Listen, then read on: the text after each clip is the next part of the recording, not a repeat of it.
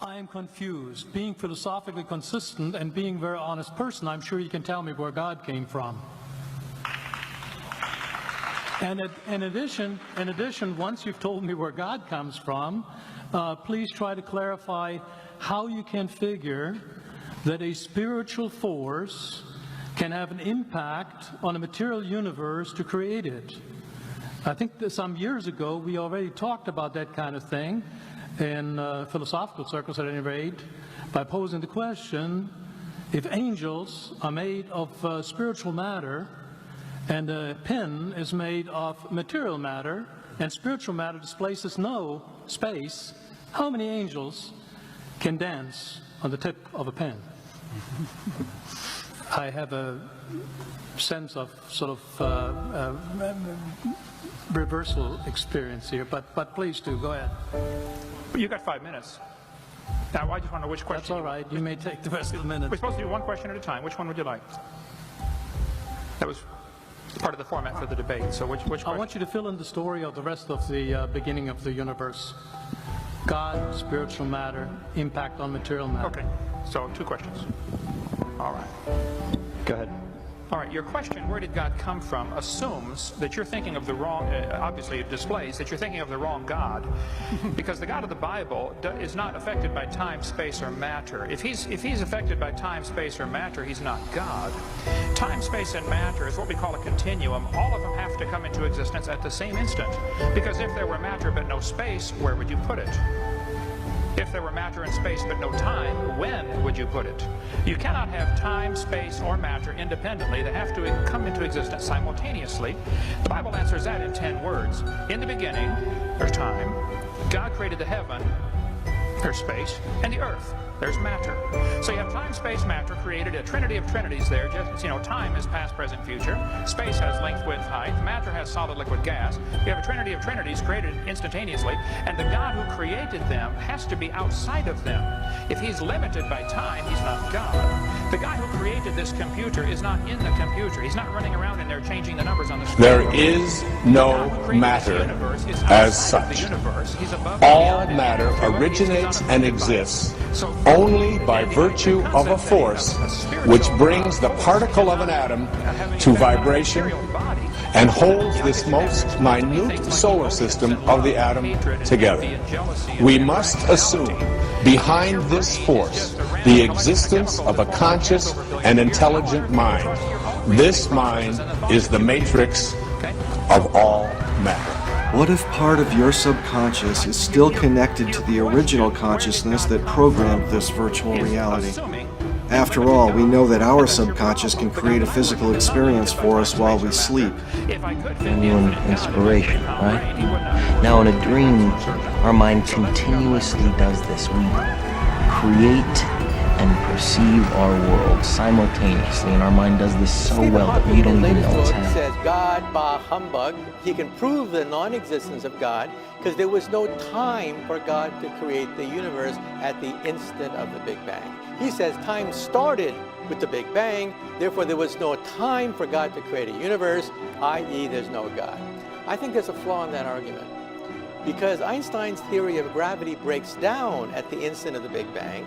That's why he spent 30 years of his life chasing after a higher theory. And what does string theory say? Well, Einstein says the universe is a bubble. We live on the skin of the bubble, and the bubble's expanding. That's called the Big Bang theory. String theory says there are other bubbles out there. There's a bubble bath of universes, and universes are being formed all the time. Big bangs are happening even as we speak. So we have this bubble bath of universes. Right. So there was something before Genesis, chapter 1, verse 1. There was something before the Big Bang. And we're going to detect gravity waves from the instant of creation with gravity wave detectors in outer space one day. We should find evidence, we should find baby pictures of the instant of the Big Bang, and maybe we'll find evidence of an umbilical cord. An umbilical cord connecting our baby universe to a parent universe. So our universe is just one bubble in a lot of different, like a foam of bubbles. That's right. Okay? We're just one of those bubbles. That's right. And for me, that's good because, you see, I was raised as a Buddhist, And in Buddhism, there's no such thing as God. There's only nirvana, timelessness. But my parents wanted me to be as American as possible because they were in a concentration camp during World War II. So they sent me to Presbyterian Sunday School, where I learned all about Genesis and all about the parables. So I've had these two conflicting ideas in my head for years, but now we can meld them together into a single theory. Our universe had a genesis. Our universe had a Big Bang. There was an explosion, but these explosions take place all the time. Universes keep budding off other universes. And what is the universe expanding into? Expanding into another bigger arena, the arena of 11-dimensional hyperspace. Therefore, our bubble is expanding in nirvana. And so here we have a beautiful melding of Buddhism with the Presbyterian religion.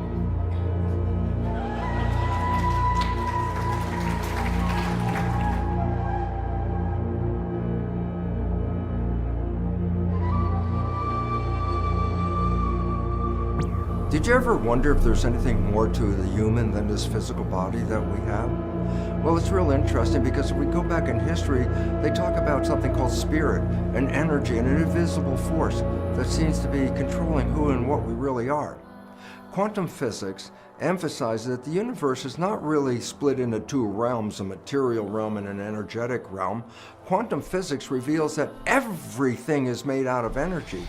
What we perceive as matter is actually an illusion of energy and light, that there is nothing physical.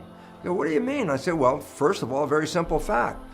When physicists started to take the atom apart and find there were things inside such as protons, neutrons, and electrons, then they say, yeah, but what are those things made out of? Then they got down to smaller things like quarks, and I say, yeah, but what were they made out of? And ultimately what physicists recognized was at the fundamental core of an atom, there is nothing material at all. It's an energy vortex. It's a powerful energy field, and that all atoms are these energy fields. And the significance about that is, well, atoms make up humans. And so by definition, we perceive ourselves as physical structures, but according to quantum physics, we're energy vortices. Imagine a cell as a television set, and that the environmental signal, like a broadcast, is being picked up by the antennas on that television set. And therefore, the cell responds to that broadcast. Well, guess what? Everyone has a different set of antennas, so by definition, everyone is receiving a different broadcast field. Field, yeah, that's what physicists refer to as the energy in which we live.